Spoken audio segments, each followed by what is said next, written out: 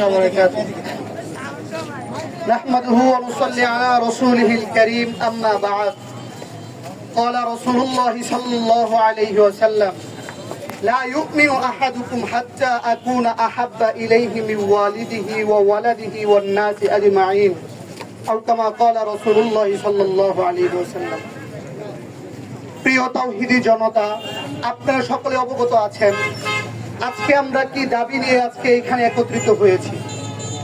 আজকে আমাদের বুকে ব্যথা নিয়ে এখানে একত্রিত হয়েছি। আজকে আমরা আমাদের ঈমানি দায়িত্ব নিয়ে এখানে একত্রিত হয়েছি।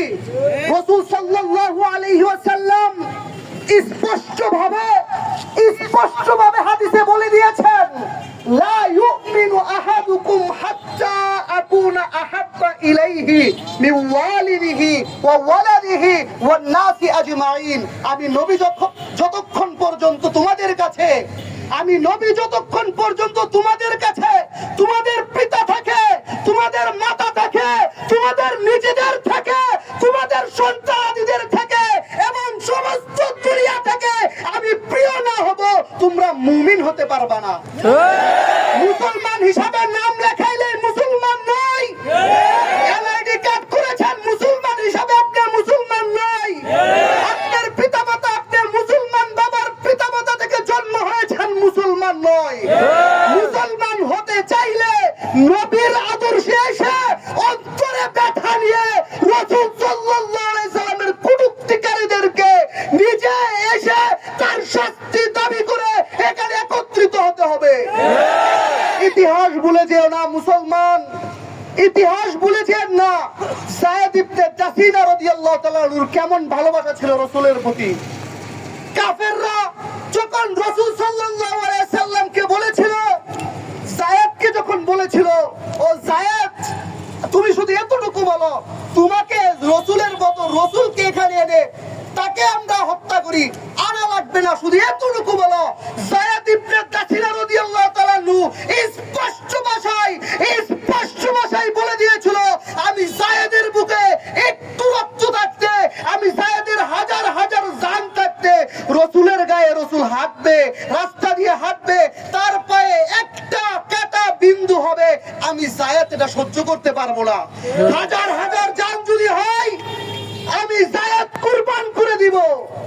ইতিহাস বেশি দূরে যাওয়া দরকার নেই। বর্তমান দেখেন 1909 সালে যখন ইংরেজের শাসন ভারতে চলে, তখন সেই ভারতে শহীদ ইলমুদ্দিন নামে এক যুবক, মাত্র পিচ্চি একটা যুবক, 16 বছর বয়স, ওই বয়সে যখন মসজিদে উজির আলীর মধ্যে এইভাবে আমাদের মতো বিক্ষোভ হচ্ছিল, উলামায়ে কেরাম, বড় বড় উলামায়ে কেরামরা গর্জন দিয়ে নবী আলাইহিস সালামের অপমানকারীদেরকে শাস্তির দাবিতে যখন একত্রিত হয়েছিলেন, সকলেই স্লোগান দিচ্ছিলেন, মান সাব্বা নাবিয়ান ফাকতুলু, মান সাব্বা নাবিয়ান ফাকতুলু।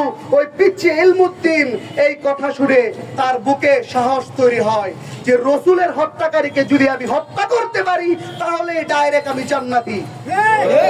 এই ইলমুদ্দিন এই বুকে আশা লালন করে এমন একটা বিক্ষোভ থেকেই তার আশা জন্ম নিয়েছিল। 1923 সালে সে ওই ভারতের রঙ্গিলা রাসূল নামে যে কিতাব রচনা হয়েছিল, ওই কিতাবের রচয়ককে তখন তিনি হত্যা করেছিলেন একটা খঞ্জর দিয়ে। আদালত তাকে ফাঁসির রায় দেয়, ইংরেজ সরকার তাকে ফাঁসির রায় দিয়েছিল। 1929 সালে তাকে যখন ফাঁসির রায় দেওয়া হয়, অনেক মুসলমান উকিলরা তাকে বলেছিল, ইলমুদ্দিন একটু তুমি বলো, আমার মাথা ঠিক ছিল না, তুমি তো পিচ্ছি যুবক, এমনি খালাস হয়ে যাইবা। ইলমুদ্দিন স্পষ্ট ভাষায় বলেছিল, আমি সজ্ঞানে স্বইচ্ছায় স্পষ্টভাবে আমি তাকে হত্যা করেছি, কারণ সে আমার নবীর গায়ে, আমার কলিজায় আঘাত করেছে। ইলমুদ্দিন বলে, গতকাল রাতে আমি রাসূলকে স্বপ্নে দেখেছি, রাসূল বলতেছে, ও ইলমুদ্দিন তুমি আমার কাছে আসো, আমি তোমার জন্য অপেক্ষা করছি, আমি এখানে ফাঁসির কাস্টে ঝুলবো তো জান্নাতে চলে যাব। ও মুসলমান, কথা স্পষ্ট, মাসালা স্পষ্ট, হুকুম স্পষ্ট। যদি কোনো রাষ্ট্র, যদি কোনো মানুষ, সে মুসলমান হোক, কাফের হোক, বেঈমান হোক, ইহুদি হোক, নাসারা হোক, যে ধর্মের হোক না কেন, চাই না সে মুসলমান নামদারি হোক,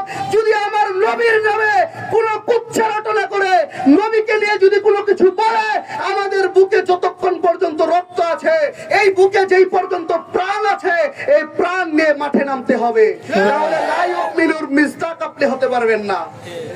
লা ইউমিনুর মিসদাক আপনি হতে পারবেন না।